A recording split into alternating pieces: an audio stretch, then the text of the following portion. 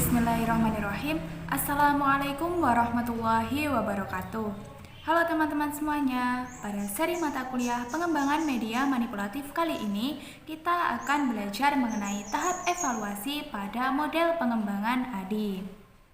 Sebelumnya, izinkan saya membacakan anggota dari kelompok 4. Di antaranya ada saya sendiri, Niswatul Aimah, dan ketiga teman saya yaitu Mutiara Lestari, Karisma Agustin, dan Aini Duratul Nasihah. Baik, sekarang coba kalian amati gambar berikut ini. Di sisi kiri ada gambar klepon pada umumnya, yaitu klepon berwarna hijau. Sedangkan di sisi kanan ada klepon yang memiliki beragam warna, di antaranya pink, kuning, hijau, dan ungu.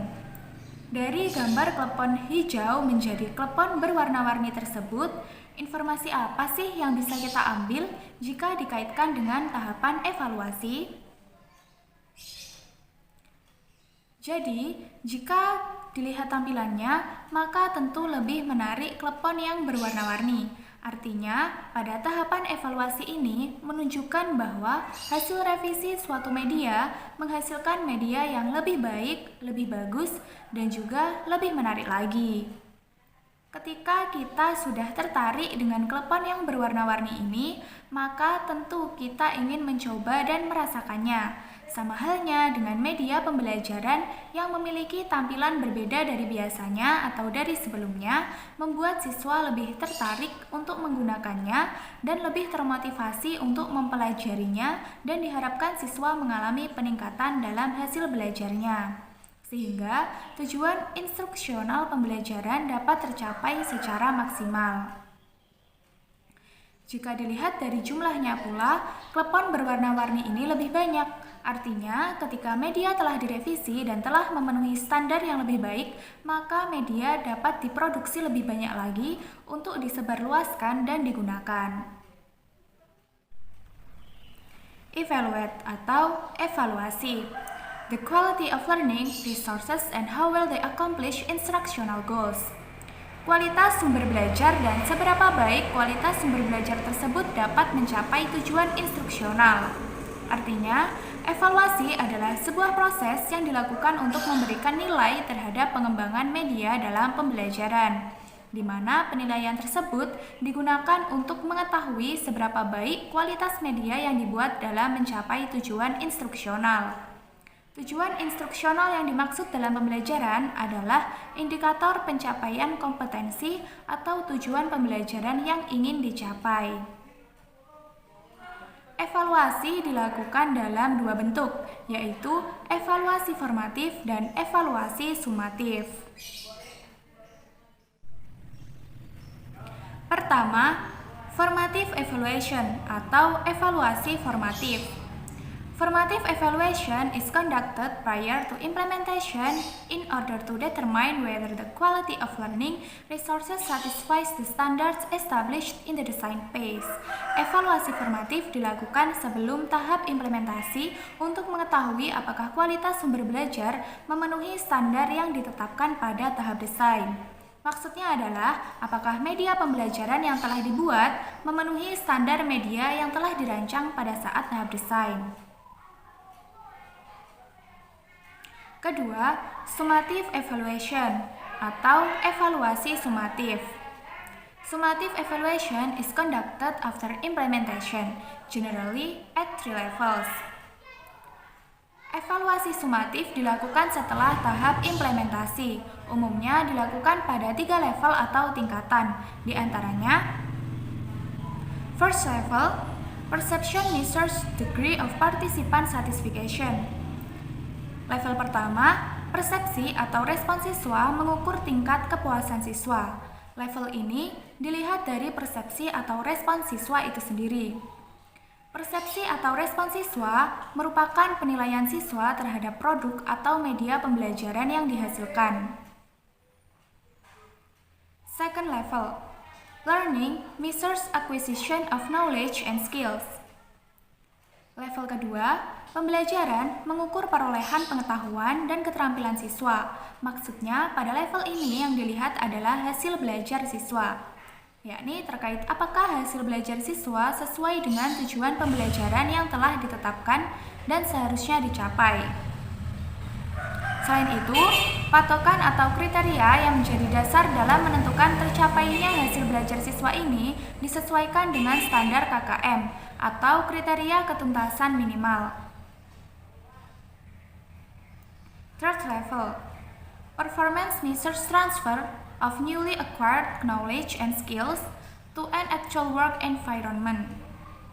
Level ketiga, sikap atau perilaku mengukur transfer pengetahuan dan keterampilan yang baru diperoleh ke lingkungan siswa yang sebenarnya. Pada level ini melihat sikap dan perilaku siswa selama proses pembelajaran. Pada aspek performance atau sikap atau perilaku ini merupakan penilaian terhadap perilaku atau sikap siswa pada saat proses pembelajaran dengan menggunakan produk atau media pembelajaran matematika yang telah dikembangkan atau dibuat. Evaluate atau penilaian mengevaluasi kualitas sumber belajar dan mengevaluasi pencapaian tujuan instruksional. Hasil evaluasi digunakan untuk memberikan umpan balik terhadap pengembangan bahan ajar. Kemudian, revisi dibuat sesuai dengan hasil evaluasi atau kebutuhan yang belum dapat dipenuhi oleh tujuan pengembangan bahan ajar.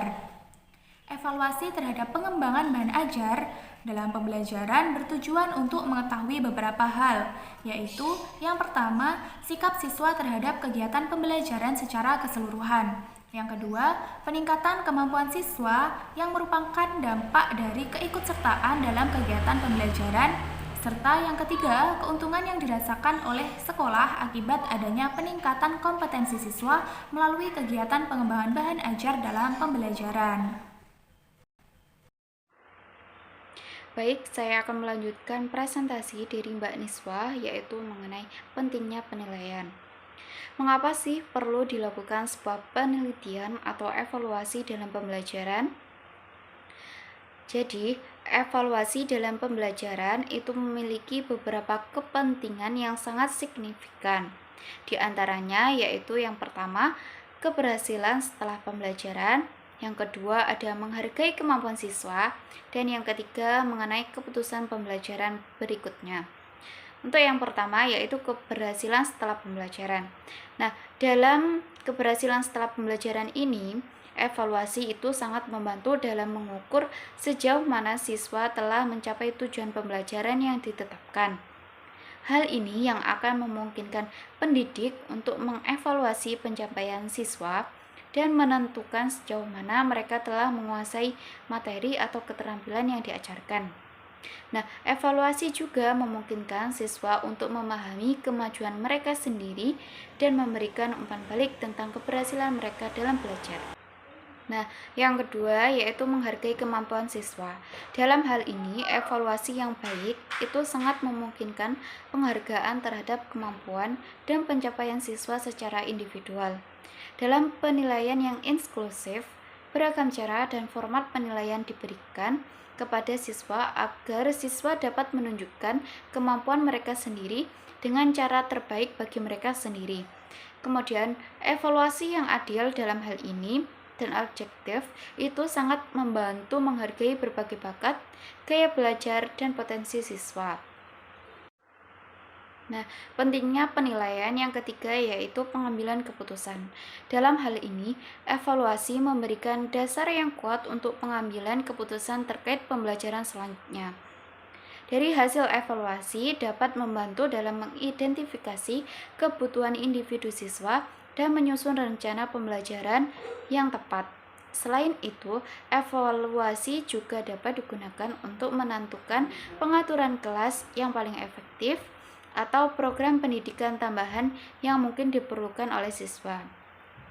Kemudian, keputusan yang didasarkan pada evaluasi yang baik dapat membantu siswa dalam memenuhi kebutuhan secara lebih baik. Nah, secara keseluruhan, evaluasi dalam pembelajaran merupakan alat penting untuk mengukur pencapaian siswa, menghargai kemampuan siswa secara individual, dan membuat keputusan yang berorientasi kepada peningkatan pembelajaran. Evaluasi yang baik membantu menciptakan lingkungan pembelajaran yang efektif dan sangat mendorong siswa secara holistik. Selanjutnya yaitu mengenai fungsi penelitian yang terbagi menjadi 4. Yang pertama yaitu mengenai fungsi selektif.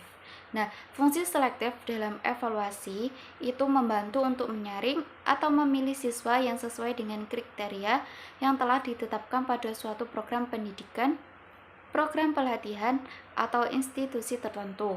Misalnya, pada fungsi selektif ini yaitu seleksi untuk memilih peserta olimpiade. Nah, fungsi selektif dalam pemilihan siswa itu selalu melibatkan evaluasi dari berbagai faktor, misalnya prestasi akademik, keterampilan, kemampuan, minat, latar belakang, atau persyaratan khusus yang relevan dengan program atau institusi yang sedang dipilih. Kemudian, proses selektif ini bertujuan untuk memastikan bahwa siswa yang dipilih memiliki potensi dan kesesuaian yang sesuai dengan program atau institusi tersebut. Selanjutnya yaitu fungsi yang kedua, mengenai fungsi diagnostik. Fungsi diagnostik dalam evaluasi itu berfungsi untuk mengidentifikasi kelebihan dan kekurangan siswa dalam berbagai aspek pembelajaran. Nah, tujuan dari fungsi diagnostik ini adalah untuk mendapatkan pemahaman yang lebih baik mengenai kebutuhan, kemampuan, gaya belajar, minat, atau tantangan yang dihadapi oleh siswa. Dengan menggunakan fungsi ini secara efektif, pendidik atau guru dapat merencanakan dan menyusun strategi pembelajaran yang tepat untuk memenuhi kebutuhan individual atau kebutuhan siswanya secara pribadi. Nah, informasi yang diperoleh melalui fungsi diagnostik ini dapat digunakan untuk mengarahkan pengajaran yang menyesuaikan kurikulum atau menyediakan dukungan tambahan untuk siswa yang sangat membutuhkan atau siswa yang membutuhkan. Selanjutnya yaitu fungsi penempatan atau fungsi yang ketiga. Dalam fungsi penempatan ini, evaluasi itu bertujuan untuk menentukan atau menempatkan siswa dalam program pendidikan atau kelas yang sesuai dengan kebutuhan, kemampuan, atau karakteristik mereka. Nah, tujuan dari fungsi penempatan ini adalah untuk menciptakan lingkungan pembelajaran yang tepat dan sesuai bagi siswa agar mereka dapat mencapai potensi yang terbaik bagi mereka. Nah, fungsi penempatan ini penting karena mempengaruhi pengalaman belajar dan perkembangan siswa. Ketika siswa ditempatkan dalam lingkungan yang tepat, mereka memiliki kesempatan yang lebih baik untuk berkembang secara akademik, sosial, dan emosional. Nah, penempatan yang tepat juga membantu mencegah kesenjangan atau ketidaksesuaian antara siswa dan program pembelajaran. Nah, yang terakhir yaitu fungsi ketercapaian. Nah, fungsi ketercapaian dalam evaluasi ini merujuk kepada sejauh mana siswa atau peserta didik yang berhasil mencapai tujuan pembelajaran yang telah ditetapkan. Hal ini melibatkan pengukuran dan penilaian terhadap kemampuan siswa untuk memenuhi standar atau kriteria yang telah ditetapkan dalam tujuan pembelajaran. Nah, ketercapaian tujuan pembelajaran itu dapat diukur dari berbagai metode, termasuk tes tertulis, proyek atau tugas praktis, presentasi, observasi, atau portofolio karya siswa. Nah, dari data yang diperoleh dari pengukuran ini digunakan untuk mengevaluasi sejauh mana siswa telah mencapai tujuan pembelajaran yang ditentukan. Dalam prakteknya, fungsi ketercapaian itu berperan penting dalam menyediakan umpan balik kepada siswa dan pengajar tentang sejauh mana tujuan pembelajaran telah dicapai. Hal ini akan membantu dan memahami keberhasilan siswa yang akan mengidentifikasi area yang perlu diperbaiki dan menginformasikan keputusan mengenai metode pengajaran atau pendekatan yang mungkin perlu disesuaikan atau ditingkatkan. Dengan menggunakan fungsi ketercapaian secara efektif, pendidik atau guru dapat mengukur, memantau, dan mengelola progres pembelajaran siswa secara objektif. Selain itu, fungsi ketercapaian ini juga membantu siswa untuk mengembangkan pemahaman yang lebih baik tentang kemampuan dan prestasi mereka, serta memberikan dasar bagi peningkatan dan pengembangan mengenai materi yang lebih lanjut. Selanjutnya adalah jenis dari evaluasi. Di sini akan ada dua jenis yang kita bahas, yaitu formative evaluation dan summative evaluation. Yang pertama ada formative evaluation atau evaluasi formatif.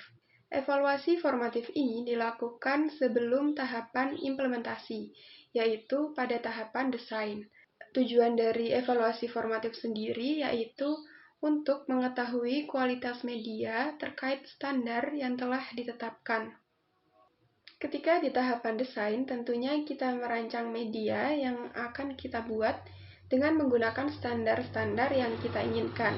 Nah, sebelum rancangan tersebut dibawa ke tahapan selanjutnya, yaitu implementasi, alangkah baiknya kita melakukan penilaian terlebih dahulu. Gunanya untuk apa? Jadi gunanya itu untuk mengetahui apakah rancangan yang kita buat sudah bagus apa belum, sudah sesuai apa belum, begitu. Nah, penilaian inilah yang dinamakan dengan penilaian atau evaluasi formatif. Selanjutnya, bagaimana cara melakukan evaluasi formatif itu? Jadi, dalam evaluasi formatif melibatkan penilaian selektif. Pada penilaian ini, kegiatan yang dilakukan adalah menyeleksi siswa apakah ia memiliki kompetensi yang sesuai dengan standar yang telah ditetapkan atau belum. Selain penilaian selektif, penilaian lain yang terlibat adalah penilaian penempatan. Pada penilaian ini, tujuannya adalah untuk mengetahui di mana posisi terbaik dari siswa dalam suatu bidang tertentu. Kemudian, siswa dikelompokkan sesuai kemampuannya sehingga program atau media yang kita buat tersebut dapat dilakukan dengan lebih efektif dan efisien. Selain penilaian formatif, ada juga penilaian sumatif atau summative evaluation. Di evaluasi sumatif ini dilakukan setelah tahapan implementasi atau di akhir pengembangan. Artinya, bahan pengajaran yang menjadi sasaran evaluasi tersebut harus cukup luas dan baik. Oleh karena itu, penyusunan soal-soal harus didasarkan atas tujuan-tujuan pembelajaran umum yang ada di dalam proses pembelajaran. Selain itu, soal-soal tersebut harus representatif atau mewakili setiap tujuan-tujuan pembelajaran umum. Pada evaluasi sumatif ini melibatkan penilaian diagnostik. Adapun aspek yang dinilai dari penilaian diagnostik ini yaitu hasil belajar siswa, latar belakang kehidupannya, serta semua aspek yang berhubungan dengan kegiatan pembelajaran. Selain itu, evaluasi sumatif juga melibatkan penilaian ketercapaian. Maksudnya adalah penilaian yang mengukur tingkat keberhasilan suatu program, termasuk metode yang dipakai, pengguna sarana, dan pencapaian tujuan. Evaluasi sumatif ini umumnya ada 3 level. Level yang pertama yaitu persepsi untuk mengukur tingkat kepuasan siswa. Mengukur persepsi ini lebih kepada melakukan evaluasi terhadap proses yang dilakukan. Biasanya dalam pengukuran persepsi ini menggunakan angket yang diberikan kepada siswa pada saat penggunaan media dan setelah menggunakan media. Hal ini ditujukan untuk mengetahui bagaimana perasaan siswa tersebut terhadap media yang telah digunakan, sehingga semua komponen media dapat dinilai oleh siswa.